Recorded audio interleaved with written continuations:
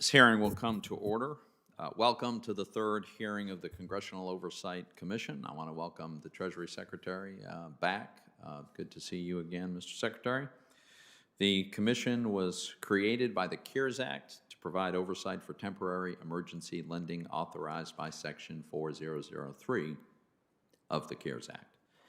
Section 4003 authorized the Treasury to spend up to $500 billion on loans, loan guarantees, and other investments, and I quote, to provide liquidity to eligible businesses, states, and municipalities related to losses incurred as a result of the coronavirus, end quote. Today's hearing will focus on the Treasury's National Security Loan Program. The CARES Act provided Treasury with $17 billion, and I quote, to make loans and loan guarantees for businesses critical to maintaining national security, end quote. To date, Treasury has made $736 million in national security loans to 11 companies. $700 million of that went to a single trucking company, YRC Worldwide. Our sole witness today is the Treasury Secretary, Secretary Steven Mnuchin. Again, welcome, Secretary. Thank you for joining us. I should point out the Commission also invited the Department of Defense and the Office of the Director of National Intelligence to participate. The Defense Department responded that it is unable to attend this hearing. As a result, the Commission plans to host a separate teleconference with DoD regarding the National Security Loan Program.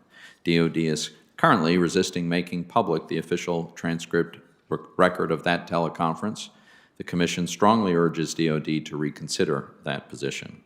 The Commission and DoD have a responsibility to inform the public how taxpayer funds are being used, especially given the concerns that have been raised about the YRC loan. The Office of the Director of National Intelligence also responded that it has been unable to attend this hearing. That said, ODNI has told the Commission that it has not designated any company as, quote, critical to maintaining national security, end quote, nor has provided any input with respect to any DoD company designations. This Commission currently does not have a chairman. In the absence of a chair, the Commissioners have agreed to each give a 1-minute opening statement, followed by 2 5-minute rounds of questions. I will serve as acting chair for this hearing, and I now recognize myself for my opening statement. In March, unprecedented turmoil in credit markets threatened the ability of businesses, states, and municipalities to obtain capital. Credit markets were on the verge of shutting down, and without intervention, private credit was very likely going to stop flowing to businesses, states, and municipalities. Congress did not want these economic disruptions to result in gaps in our national security. There was a very real concern that established national defense firms, essential national defense firms, could even collapse. The CARES Act program announcements succeeded in stabilizing the markets and averted a crisis in the national security sector. In fact, the top 5 national security firms raised over $40 billion in bond sales since March. So since creditworthy firms have generally been able to access private markets, only those with lower grade credit or limited access to credit in the first place appear to have applied for national security loans. Of the 11 businesses that have used the National Security Loan Program, 5 had negative profits in 2019 before the coronavirus struck. At least 3 are early-stage companies, including Spin Launch, Inc., an essentially pre-revenue venture whose products are commercially unproven. While I'm glad that the national security sector is now stable, I would like to understand better why the Treasury made loans to what appear to be startups and what may have been or close to a fundamentally insolvent company like the YRC. These loans, the question in my mind is whether or not these loans adhere to the criteria set out under the CARES Act and whether or not they were a prudent use of taxpayer funds. I will now turn to Commissioner Ramamurthy to give his opening statement. Thank you, Mr. Chairman. My questions today will focus on the National Security Loan Program, but in my opening statement, I want to address Secretary Mnuchin's termination of the CARES Act lending programs. Despite the Secretary's claims, the CARES Act did not require him to end the programs this year. The Secretary admits as much when he says he based his decision not on what the law actually says, but on his interpretation of Congress's intent. In quite the coincidence, the Secretary decided that this is what Congress intended only after the election of Joe Biden. Before the election, the Treasury's position was that it could extend the programs if market conditions required it. This was a political decision, one intended to hamstring the incoming administration even as COVID deaths are spiking and the economic recovery is slowing. Let me put it this way. Does anyone think the Treasury would have ended these programs if Donald Trump was reelected? Thankfully, the Biden administration is not bound by the Secretary's decision. The new administration can, and in my view should, restart the programs, reclaim the money Congress has set aside in the CARES Act, and use it to offer more help to small businesses and state and local governments. Thank you, Mr. Chairman. I will recognize Representative Hill. Thank you, Mr. Chairman. And Mr. Secretary, thank you and your staff for the extraordinary work during this tragic year of 2020 and all your leadership. Today, we're going to explore the national security lending process under the CARES Act, and I'm particularly concerned about the YRC worldwide loan. YRC has been in poor financial condition for quite some time, and the company's actually been shrinking since 2007. This company has been rated speculatively by Moody's and Standard & Poor's for nearly 20 years and has been hanging on by a thread since the global financial crisis. The only way YRC has survived for the last 10 years is through bailouts by the government and the private equity industry, which we'll discuss more this morning. Based on analysis from your credit memorandum and publicly available investment research, YRC is staying afloat by providing the cheapest pricing, which also means typically the worst service. For context, YRC charges about 18 cents for every pound shipped across the country versus an average of the mid-20s for the rest of the less-than-truckload industry. Having analyzed this data, reviewed the collateral, it makes me realize that were I still in finance, I would not have made this loan. I look forward to our discussion this morning. I yield back. Thank you, Congressman Hill. Representative Shalala. Thank you.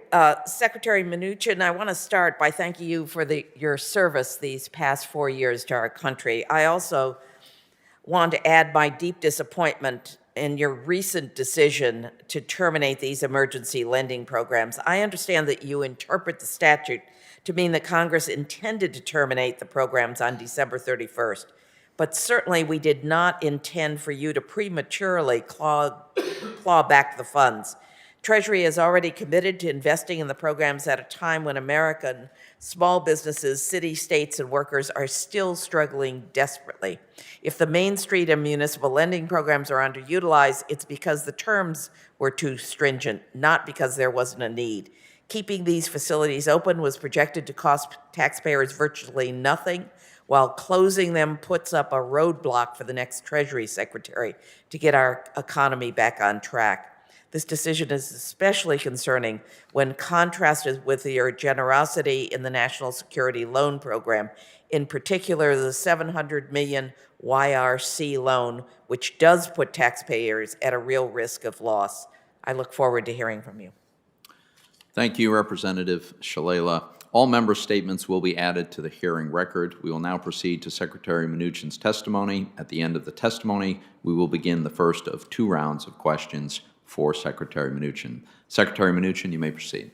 Thank you very much. Senator Toomey, Representative Hill, Representative Shalala, and Commissioner Ramurdi, I am pleased to join you today to discuss the Treasury Department's work on executing the National Security Loan Program established under the CARES Act.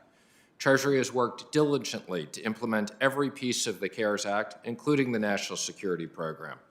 The CARES Act provided up to $17 billion in loans to business critical to maintaining national security related to losses incurred as a result of COVID. The CARES Act authorized Treasury to make loans and loan guarantees for maintaining national security. The statute, however, does not define that term. Therefore, after consulting with the Department of Defense and the Office of the Director of National Intelligence, Treasury issued guidance on April 10, providing that a company could fall within the definition of at least one of the 3 criteria. Number 1, the applicant performs under the DX priority rated contract order under the Defense Priorities and Allocation Systems Regulation, 15 CFR Part 700.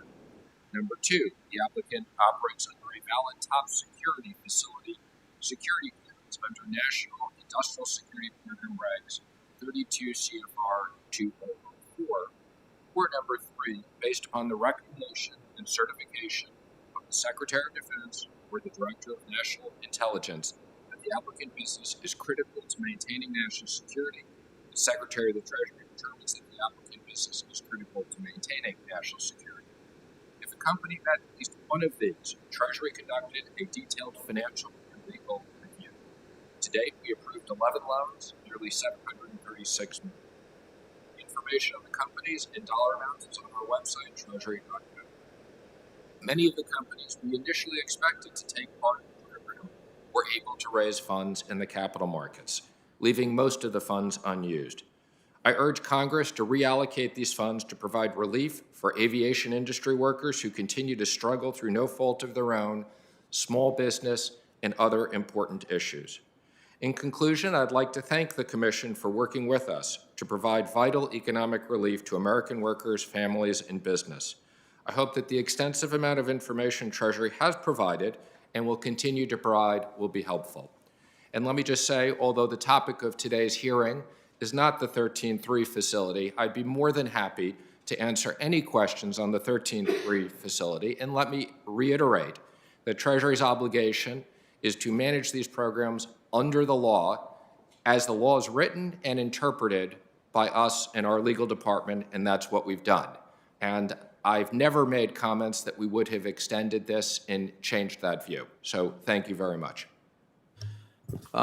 Thank you, Mr. Secretary. So I will recognize myself for my 5 minutes of questions, and I want to give you a chance to explain in some detail how you came to this decision with respect to the 13 facilities. I have questions about the defense lending, but since two of my colleagues have raised this, I feel a need to address this. First of all, let me be very unequivocal about this.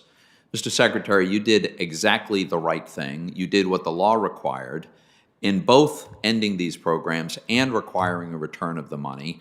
I was one of the small number of senators who were in the room with you as we negotiated the specific terms of this. There's nothing ambiguous about this, and had you done anything to the contrary, it would have been outrageous and a violation of the law, and certainly the intent of Congress.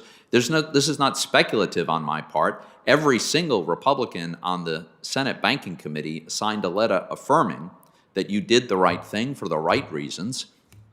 And when you think about what an extraordinary set of powers Congress handed over to the Treasury and the Fed at a moment of crisis, absolutely unprecedented ability to potentially make literally trillions of dollars of credit available. Had you not followed the law and returned that money, canceled these programs and asked for the return of that money, what future Congress would ever give flexibility to a Treasury Secretary and a future Federal Reserve Chairman in a moment of crisis? I want to remind my colleagues, this legislation was passed in March when we were in an unprecedented turmoil. Credit markets were threatening to drive us into a depression.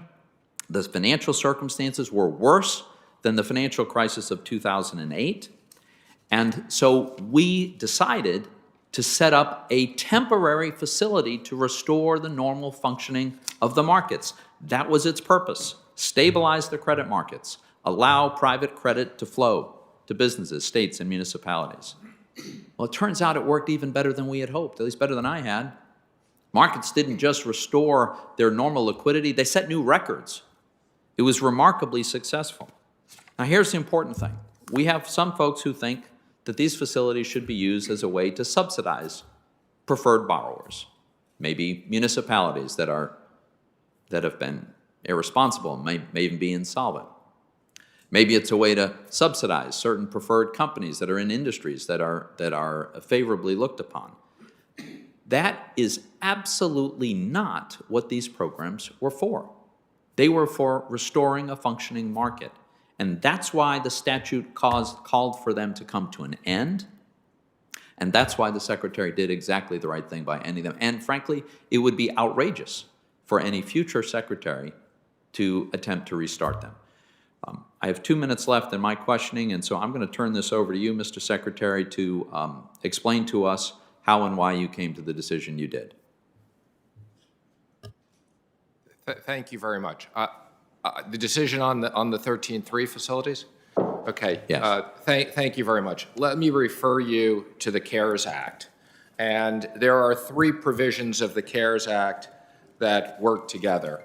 And Senator Toomey, as you know, you recall this because you and I were in the room and we actually drafted this. Senator Crapo was with me as well. I sat with Senator Crapo right outside Senator Schumer's office with Senator Schumer's staff very late that night, going through line by line. So the first part is Section 4029, which everybody can look at, has a December 31st, 2020 date. Obviously, there was some relevance or there would not have been the point of putting in. It's very clear, except as provided under B, on December 1st, 2020, the authority to make new loans shall terminate. It also references 4027. So under 4027, what it says is that if there are existing loans outstanding, we can continue to make advances under existing loans. And then the final part I would just comment, okay, there is a provision that when the money comes back on the waterfall, how it works. I've made no judgment as to whether it goes into the ESF or whether it goes into the general fund. Matter of fact, a lot of it will stay in the ESF as unused funds. For people who think there's another interpretation, the only logical thing is that 4029 doesn't apply to indirect commitments as well as direct commitments, and would imply that money I've put in the Fed, if it were just sitting there, could be used. That was not the intent that you and I discussed. It's not in the law, and if Congress wants to reallocate this money for the Fed, instead of reallocating it for unemployment and PPP loans and others, Congress can do that now. Thank you, Mr. Senator. Thank you very much, Mr. Secretary. Commissioner Ramamurti. Thanks. I have questions about the YRC loan, but just briefly to address this point.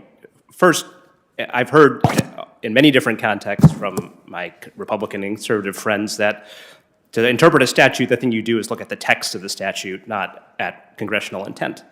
And I think there's not an objective lawyer in town, frankly, or in the country that I've heard from that reads the text of the law the way that the Secretary has. And I will say respectfully, I think that my Republican colleagues here and in the Senate felt the same way, because recall in the fall, they offered an amendment to the CARES Act that actually would have terminated the lending programs in January, but that amendment didn't pass. And so I think I'll just leave it there instead of going back and forth on this. So Mr.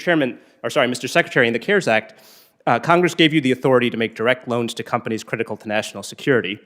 By far the biggest loan you have made, for $700 million, or 70 times larger than the next largest loan, is to a trucking company called YRC, which helps the Defense Department ship basic supplies between military bases.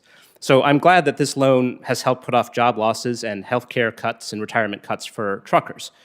But it wasn't just the company's workers that benefited from this loan. The company's creditors on Wall Street made out great too. And so I want to dig into why you chose to give such a big and generous loan to this specific company, a company that this commission has said has a weak connection to national security. So at the time that you made this loan to YRC in July, were you aware that Apollo Global Management, a big private equity firm, was YRC's biggest creditor with as much as $600 million at stake? Yes, I was, but I just want to state for the record, okay, I have consulted with my general counsel. My general counsel agrees with our reading of the 13-3. And if a future Treasury Department wants to break the law and have a different interpretation, Congress will deal with that. Just on that point, Secretary Mnuchin. In all due respect, you are not the person who I'm relying upon for legal advice. I have a legal department that I've relied upon, and we are following the law. I appreciate that. And just to turn back to these questions, but quickly, is that a written memo that the General Counsel provided to you on this topic? He's provided me verbal advice, and we are going to follow it up with a memo. And if the Commission would like it, once the memo is complete, we're more than happy to. Yes, I think we'd all agree that that would be a useful thing to have. Okay, so back to the question. You were aware that Apollo was YRC's biggest creditor, Of course I was. and you also knew, according to written responses that the Treasury has provided to this commission, that YRC was likely to file for bankruptcy if it didn't receive a loan from the government. Yes, I was aware of that. And YRC going through bankruptcy would have potentially cost Apollo hundreds of millions of dollars. But That I was not aware of. That's subjective. I never did that analysis. But- I think it wouldn't have cost them, but I do think it would have been bankrupt and the company would have fired lots of people. So, Apollo got lucky because not only did you give YRC a loan, you gave them a great deal, as the commission has concluded, on a bipartisan basis.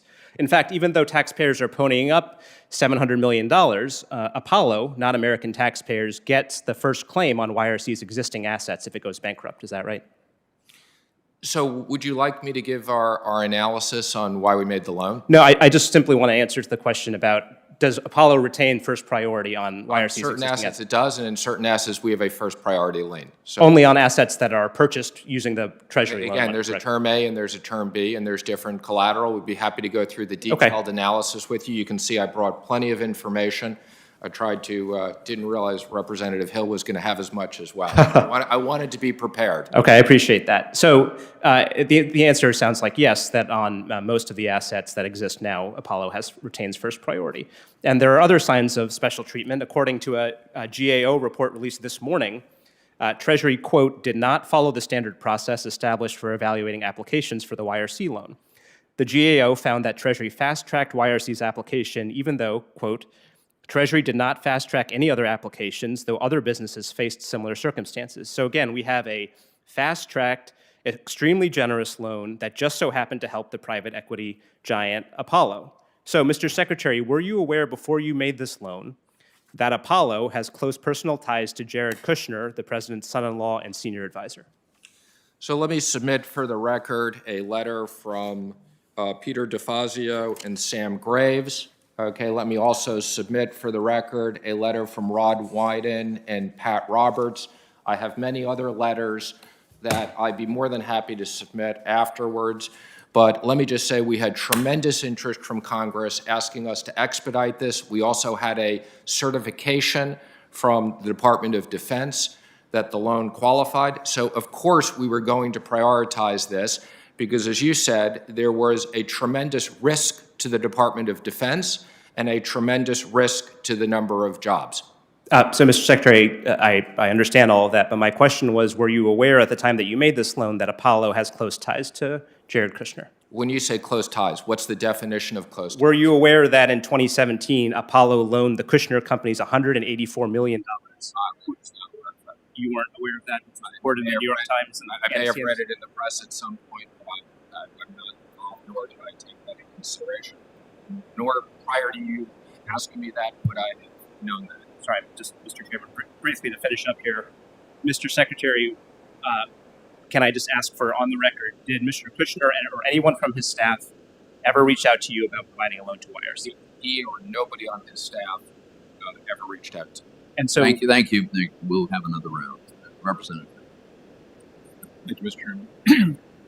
Mr. Secretary, when you received this request from YRC and the DOD certified that it was essential to national security, were you under an obligation to also determine that the applicant's business was essential to national security, sort of independent of the certification? I was not. We relied upon the certification. If you have questions about that, you should ask DOD. We published regulations and yeah.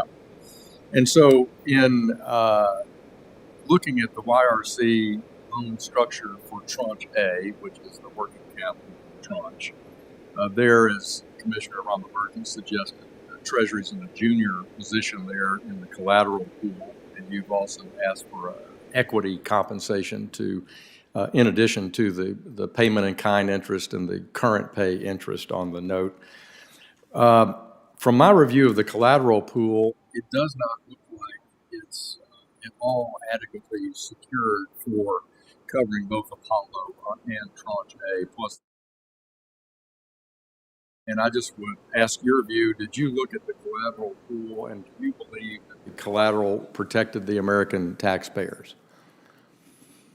The answer to that is yes. We did a thorough analysis of the collateral pool. We consulted with Perella Weinberg, who was our financial advisor on this loan and all the national security loans. And let me just comment, we did get equity, and our equity is currently worth $100 million.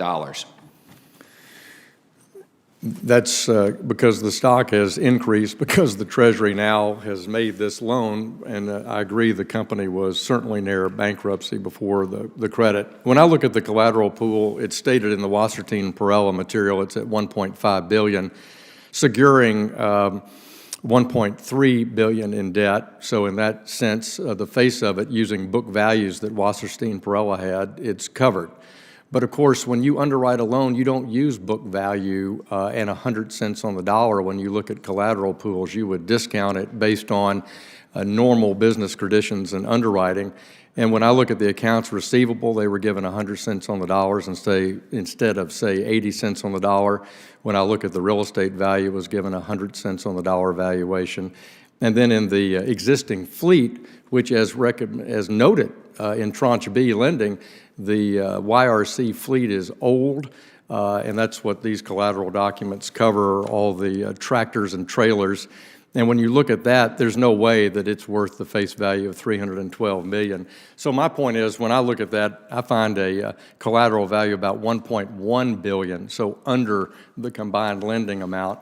I just would urge Treasury to reassess that collateral. I think you're vulnerable there, and if this company doesn't hit its projections, then your equity value, which does have a positive gain now, won't in 4 years. What's your reaction to that analysis?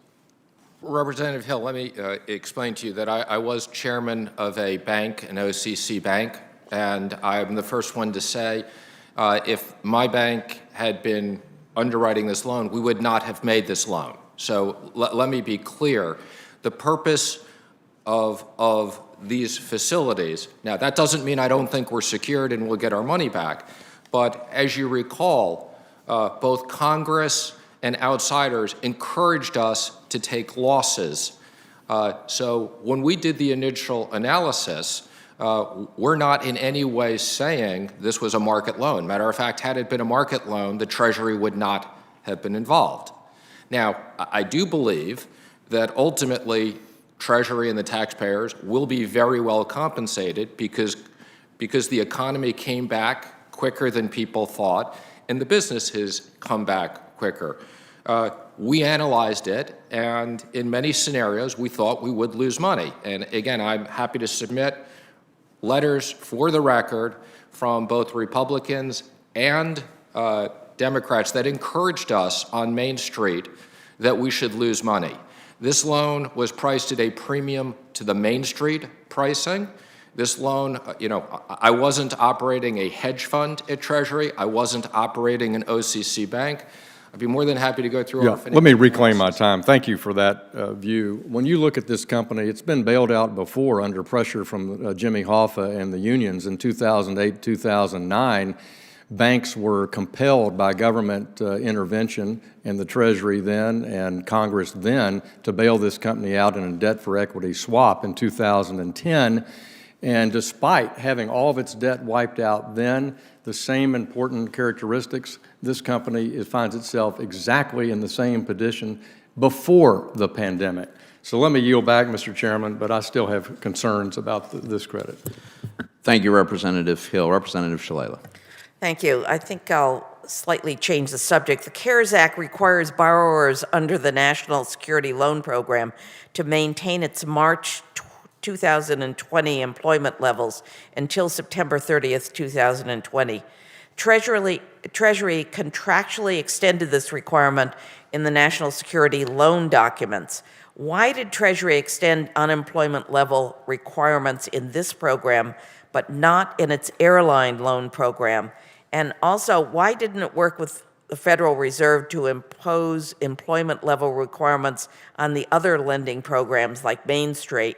And why did Treasury only extend the requirement through September 30th, 2021 in most cases? Why not for the entire duration of the loan? And how did Treasury ensure that none of the borrowers reduced their employment levels prior to getting a national security loan?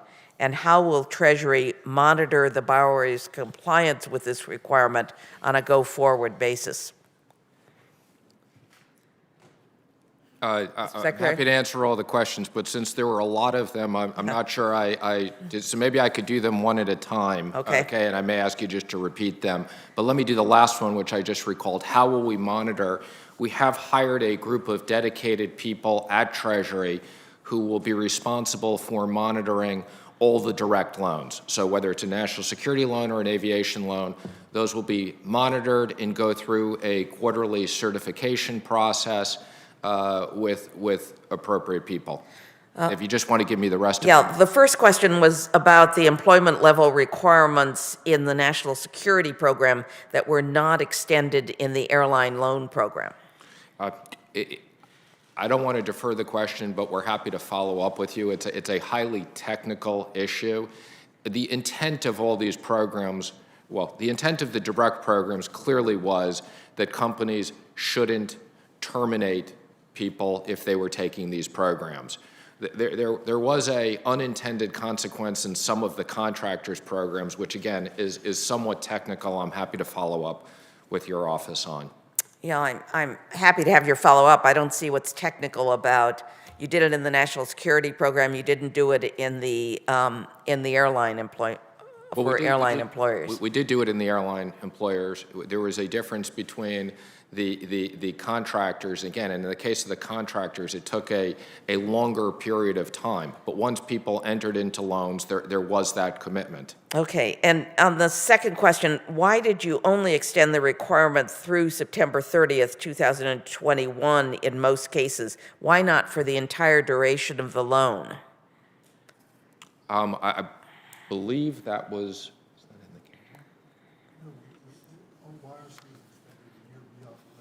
Yeah, YRC was extended a year behind the legislation, but I believe what you're referring to was there was a requirement in the legislation.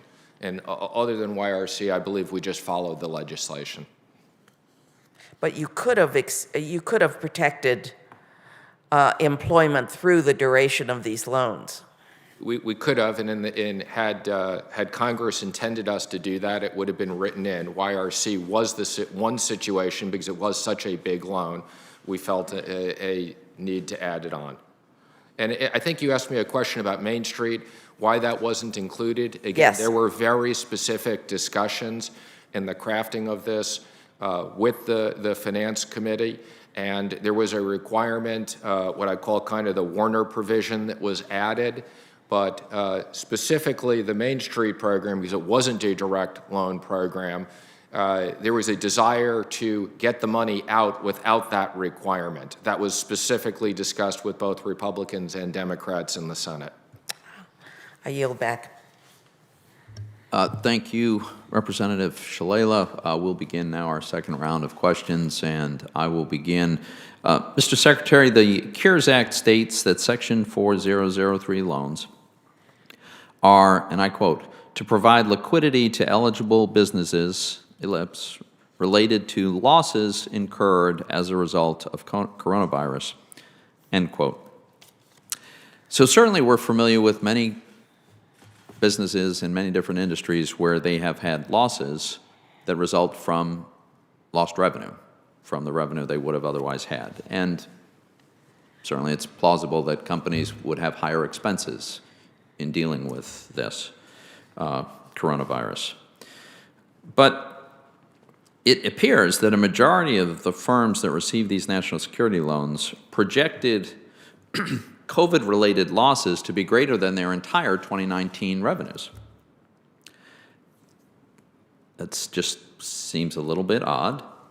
And based on the limited information that we have been able to see, it appears that at least two of the companies that receive these loans are essentially startups and appear to be either entirely or very nearly pre-revenue companies. Spin Launch, for instance, is a tech startup with, my understanding is, thus far commercially unproven technology still. Ovio Technology is a software company, and the loan amounts for both of those companies were substantially greater than their entire 2019 revenues.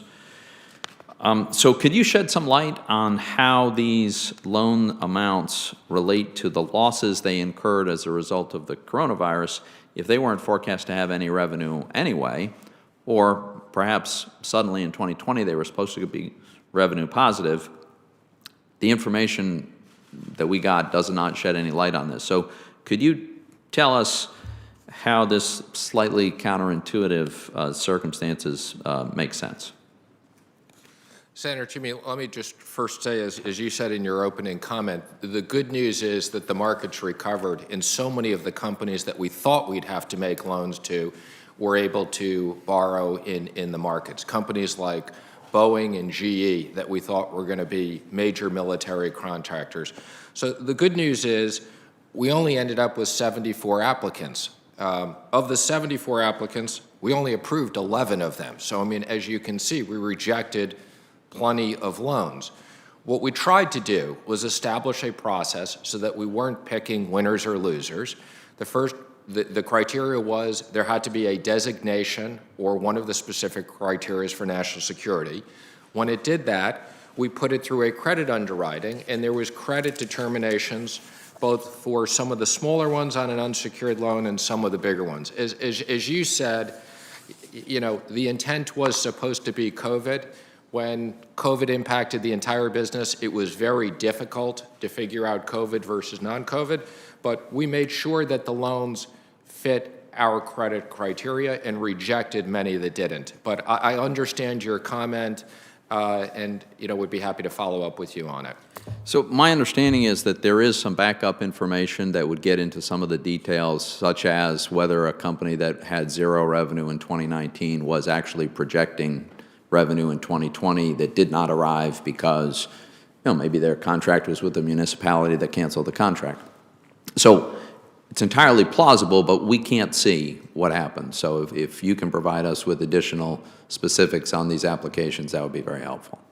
Be happy. There's a credit memo on every loan. We're happy to provide it with you. And again, on the objective criteria we provided to do it, on some of the things that you're talking about, it was a little bit harder to differentiate what was COVID related, what was not COVID related when the businesses were highly impacted.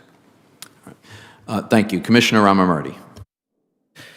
Thank you, Mr. Chairman. Just to pick up where we left off last time, Mr. Secretary, you mentioned that there had been no communications with the White House or Jared Kushner about the YRC loan.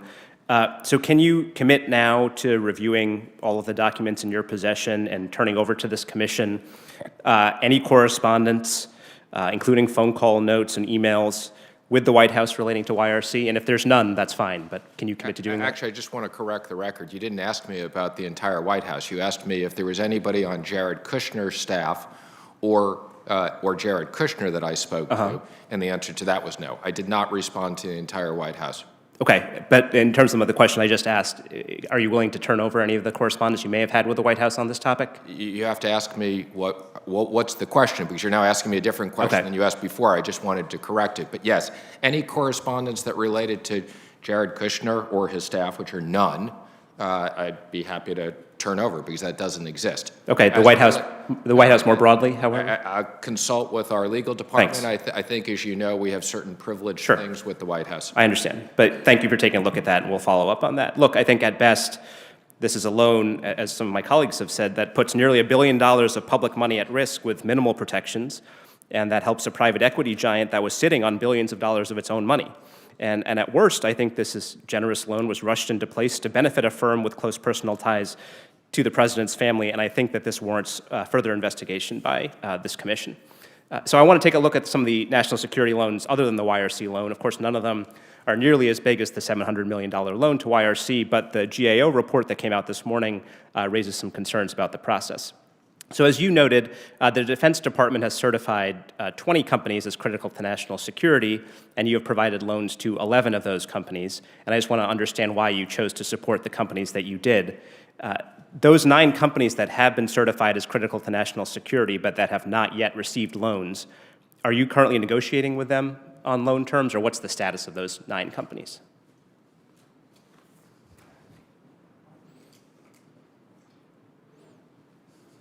Yes, so first I just want to say on the first part, Sure. Again, although I think because the economy has recovered, taxpayers will do very well on this loan, I want to acknowledge this was a risky loan. I also want to say our intent was not to bail out any hedge funds. If we want to be criticized, perhaps it's the influence from many of the Democrats who wanted us to save union jobs. And again, we were very focused on saving jobs because this was a national security loan, which was the intent of the program. I think your other question is the program's over, it's done, there's nothing else left. So you're not currently in negotiations with those 9 companies? No, everything's finished. The Treasury approved 11 loans, and there's no other loans, and I encourage Congress to reallocate the money. So these companies that were found to be critical to national security, what is the status of them? Have they all gotten support from the private markets, or what's the situation? I believe they didn't pass our underwriting. Again, it was, again, very simple. Companies either passed or didn't pass the underwriting once they made it through the criteria. Okay, so I want to go through some of the weaknesses that the GAO has identified in the process for providing these loans. The first weakness is that the Treasury failed to focus on, quote, providing assistance in a timely fashion. So for comparison, the YRC loan took you 70 days from application to execution.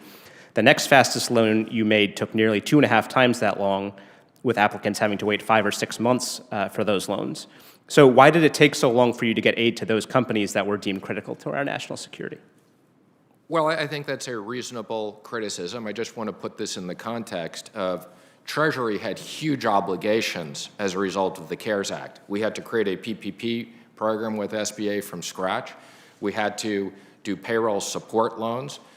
We prioritized the aviation industry over national security, again, given the number of jobs there were in the aviation industry. So had we had more resources, a lot of the people at Treasury couldn't come into the building. So yes, I feel badly that it took us as long as it did, but we executed a lot of programs in record times. And yes, obviously, as it related to the national security, once we got to national security, we prioritized the larger loan over the other ones.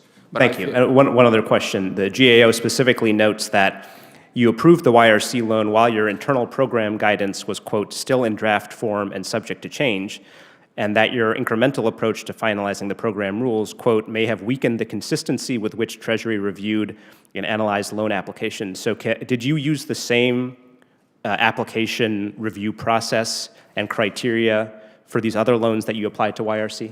I would say we're happy to respond in writing to the GAO issue, and we'll copy you on that. Thank you, Mr. Secretary. Thank you, Commissioner Ramamurti. Representative Hill. Thank you, Chairman. Mr. Secretary, I want to read you some quotes here from a news article, Associated Press. Quote, publicly traded trucking company, YRC, will ask for $1 billion in aid from the federal bailout fund, close quote. Shares of YRC have, quote, plummeted, close quote. Those sound familiar, and they might sound like they're from a post-CARES Act headline, but they're actually from the Associated Press, May 15, 2009. Later that year, banks and investment banks were compelled to do a debt-for-equity swap with YRC, led by their union, Jimmy Hoffa, speaking on behalf of organized labor, pressing them, saying that he was successful in getting this done in Washington. When you were reviewing this credit application, were you aware of this debt-for-equity swap and the trouble YRC had at the end of the financial crisis? I believe the team was. I was not specifically aware of that. So in addition to the valuation questions on the collateral pool I talked about, I wondered if the team had had conversations with the other senior creditors for Tranche A on a different sharing arrangement before you agreed to the terms. Well, I can tell you, I obviously had discussions with other creditors because we needed intercreditor agreements Yep. and other issues. I personally don't recall any of those conversations. Adam Larrick, who led the team, was here and can follow up with your office. And again, let me just reiterate, Representative Hill and others, this was a risky loan. We've been fortunate that the economy recovered and that the equity is doing well. And I am going to recommend that next year, whoever is Treasury Secretary seriously look at selling this loan in recovering what I think will be a profit to taxpayers, because this was a success, but we do not want to be in the long-term business of lending to this type of company or any of the national security companies. But fortunately, we've made a significant profit, and taxpayers should get paid back. Well, I appreciate that, and we'll be having a meeting, the commission will, next week with the Department of Defense, because the whole issue, when you look at this underwriting situation, you have to ask yourself, why did the Pentagon get dependent through its prime contractor, Crowley, for 68% of its less-than-truckload needs on a company that was essentially near bankruptcy and has been in, as I say, junk financial condition for 20 years? I find that not a Treasury question here, and I respect that, but certainly a question that this commission will be interested in when we meet with the Treasury Department on why the DOD would be so dependent on such a weak company when there are many companies, including union companies, for my friends on the other side of the aisle, that have tremendous financial strength that provide LTL services. What recommendations would you make now, having gone through this CARES Act, when it comes to drafting this kind of language in the future for future Treasury secretaries? Would you have a different caveat than simply having the DOD secretary certified that a company is essential to national security? And in your personal view, do you think a LTL trucking company is essential to national security? Let me just say, if I had to do it all over again, I would use the same criteria. Again, I think the intent when we did this was there were going to be some big companies, but again, we set up the intent early on.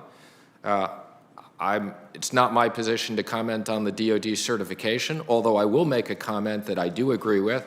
I hope that the Pentagon looks at all of their critical vendors and looks at the financial condition and spreading risk. Had they not had this type of exposure, perhaps they wouldn't have certified it. I think that's a fair point, and I yield back, Mr. Chairman. Thank you, Representative Hill. Representative Shalala. Thank you. I want to follow up on that definition. How did Treasury create its definition for national security loans? Did you consult with the Department of Defense and the Director of National Intelligence or anyone else? We did. As I said in my opening statement, we consulted with them before we put out the regulations. The language of the definition that the Treasury Secretary determines that the applicant is critical to maintaining national security is based on a recommendation and certification of the DoD or DNI implies that Treasury has the final say in which businesses are designated. Is that really the case? From a technical statement, it may be the case, but from a practical statement, we did not second-guess the DNI or DOD, so we did not do additional diligence. So you didn't ever disagree with the DOD on designations? We did not. We relied upon it, and I have written certifications from the DOD. I'd be happy to put them in the record, but once we received them, that was their expertise. We don't have the expertise at Treasury to analyze that. Do you think that the definition or the alternative process requiring certification by DOD or DNI deterred business from applying? I don't. Finally, let me, you've been actually quite candid about what you would do in the future. While I have serious questions, along with my fellow commissioners, about the National Security Loan Program and the YRC loan in particular, clarify for us, looking back, would you do it all again? Would you do something different with the YRC loan or the lending program or really any of the other emergency loan programs? So I just want to put this in context.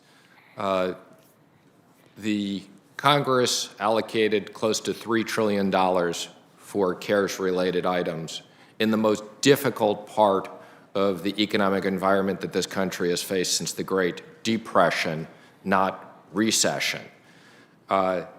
Of course, in a different environment, we can look back and hopefully in future times, Congress can do different things. I would just say on the $500 billion that was allocated to me between direct and indirect, we could have made $5 trillion of loans. This was an enormous amount of responsibility. I've been criticized by the right. I've been criticized by the left. There were people who said to me, I weren't taking enough losses. There were people who have said to me, I have taken too many losses. Again, I think this has been a great success. The good news is most of this money didn't need to be used and can go back for taxpayers. And Acting Chair Toomey, I'd be happy, since it's such a small group today, to take a third round of questions. I want to make sure that the committee has as much time for oversight as is needed for us to be able to answer whatever there is today. Yeah, I'm reclaiming my time. I just want to, I want to make sure that I understand, because we need to learn from your experience with these loans. What would you do differently in the national security program in particular that you would recommend to us that should be included in legislation, for example, so that we don't get a YRC in the future? Well, again, you're assuming we shouldn't get a YRC in the future. You know, as I've said, there are plenty of people who are very senior people in Congress on both sides, Republicans and Democrats, that encouraged me. I'm actually quite proud of the fact that we did YRC. It saved lots and lots and lots of jobs. And I can tell you I've received calls from the company, from truckers, from other people who really appreciate this. So I actually expect that taxpayers will get back their money, will make money. I can tell you the original concept of the national security loans was for critical suppliers, and we thought we were worried about Boeing. I can tell you Senator Warner came up with the idea, which I thought was a great idea, of there would be small companies that had top secret clearances, and we didn't want them to go out of business and have all these people disappear. So I actually think the program's worked. And again, I'm more than happy to stay here, so nobody needs to worry about reclaiming their time. I want to make sure you have more than enough time to ask me questions. Thank you. I yield back. Thank you, Representative Shalala. So my understanding is the House has called a vote. And if, so I do not have further questions, so I will pass on another round for myself. But with the unanimous consent of the four of us, I would suggest we give Representative Hill and Representative Shalala additional time, if you would like to take it now, so that you could use that time and still make the vote. And then I would then recognize Commissioner Ramamurti. Is that okay? Okay. Representative Shalala? Just a statement. I realize that you get enormous pressure from members of Congress. As someone that had to sit in one of those seats at one point and say no to members of Congress, sometimes we're right and sometimes we're wrong. And we rely on the judgment of the secretaries to make those decisions. And sometimes moving too fast under great pressure is dangerous. And so I just want to put that on the record, that I think your answers to the questions about how you manage this are fine, but I'm not impressed when members of Congress are putting cabinet secretaries under pressure, because I rely on all of you to make a good judgment on whether you have the time to make the right decision. Thank you. And I would just agree with you, and we don't make decisions solely based upon pressure, or we'd have made thousands of loans. I would merely, again, just highlight, of the 74 loans, we only made 11. We turned down lots of loans that had Congress write us letters. And again, I appreciate the opportunity to answer any more questions you or others have. So I will now recognize for an additional 5 minutes Commissioner Ramamurti. Thanks. This should not take the whole 5 minutes, but I just want to, since it came up today, talk through the termination question again. So the way that this program works, right, is that the money that Congress authorizes goes to the Treasury Department. the Treasury Department makes a loan or an investment into a special purpose vehicle created by the Fed, and then that special purpose vehicle in turn makes loans to the public or to Main Street businesses. Is that right, Mr. Secretary? As it relates to the Fed facility, that is accurate. Okay, so basically there's a two-step process here. There's a Treasury investment into a SPV created by the Fed, and then there is a set of loans that goes from the SPV to the public. Now, what the CARES Act says is that after December 31st of this year, there can be no new investments with that money by the Treasury Department. So how do you get from that text to saying that there should be no new loans by the Fed using money that's already been invested by the Treasury Department? So, Mr. Commissioner, and again, I'm happy to spend as much time as you want on this. The Treasury put up 100% of the equity in the SPV, okay? That SPV is owned by the Treasury Department. That SPV is governed by a term sheet and an LLC agreement. So our view is that the requirements are both direct and indirect, so that, again, and let me just be clear, you've described an alternative reading. So if one viewed that alternative reading, that would have meant that I could make $500 billion of investment on day one. And if you believe that reading, that would mean that there would be no December 31st date. I would say that's just a preposterous interpretation. If that had been the case, Congress never would have put in the December 31st. Your reading, which certain people have read, is an obvious loophole, okay? Again, if someone else wants to take that reading, which I think is not the legal interpretation, they can do that. I'm not going to do that. I was trusted by Congress with $500 billion. Lots of Democrats came out and said, how could the Treasury Secretary have a slush fund?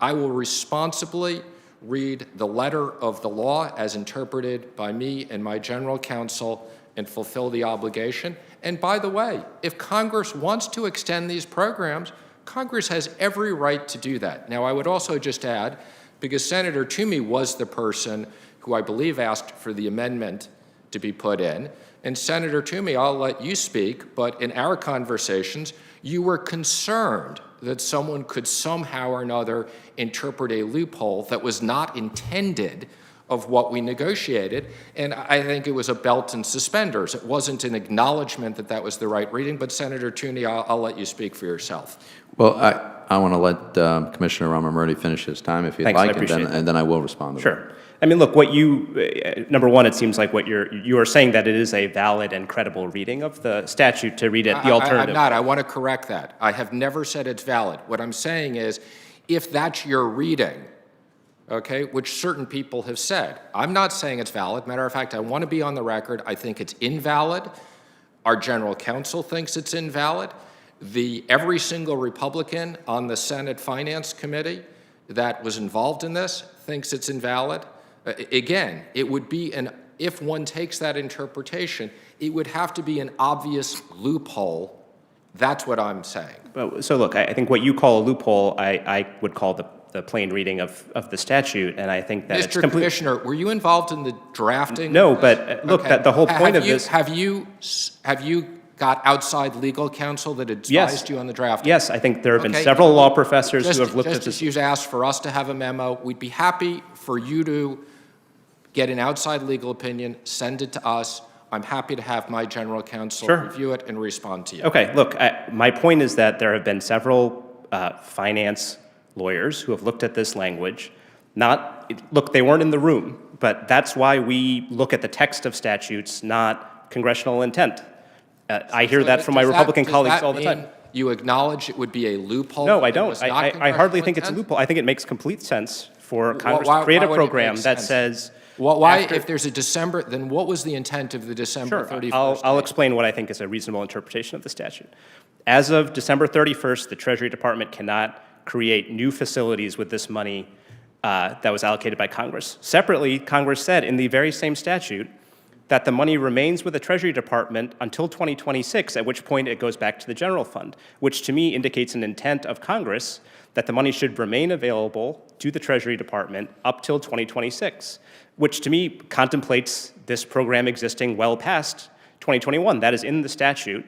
And I think that if you look at the Fed's response to your letter asking for the money back, it's quite clear that they don't agree with your interpretation of the statute either. They are deferring to it, but they said that if it was up to them, they would extend these facilities. So I know I'm over my time, but that's all I wanted to say. Thank you. Senator Toomey, can I just make one Secretary comment? Mnuchin. I just want to correct the record, and you can speak to Chair Powell or the Fed, but since I speak to him all the time, and we've spoken, what the Fed has said, okay, the Fed has not said that's their interpretation of the legal view. What the Fed has said is that if there were no restriction, as a general matter, they like to leave facilities outstanding. And that's why, as deferential to the Fed, the facilities that used pre-CARES Act money were extended. And obviously, if this was politically motivated, why would I have extended any facilities?